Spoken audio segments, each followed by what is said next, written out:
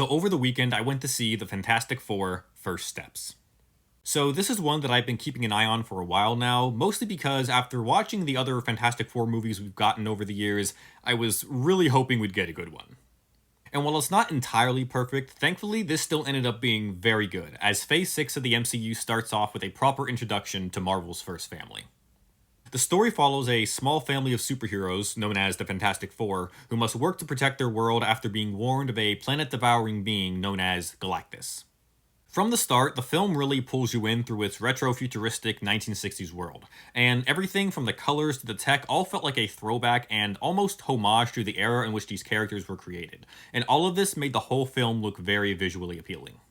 Speaking of the characters, almost everyone in this team are really intriguing to watch thanks to some great performances. The movie is actually a little light on action, but it makes up for it by showcasing the whole family dynamic of the superpowered team, and the conversations between them were probably my favorite moments in this whole movie.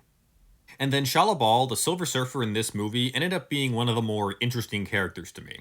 While Galactus is the main villain and intimidating in his own right, I actually found myself a lot more intrigued with her character in the long run. While I know she's not normally Silver Surfer in the comics, I am interested in checking out some more Silver Surfer stories just to know more about the idea of the character. Now, I said almost every character is interesting, and that's because I think Johnny Storm fell a little flat for me. I like Joseph Quinn overall, but I never really quite bought him as this character, probably because I'm just so used to seeing the cocky and arrogant guy he normally is. And while he does manage to bring a significant revelation to the story, I never really found him all that interesting during this movie.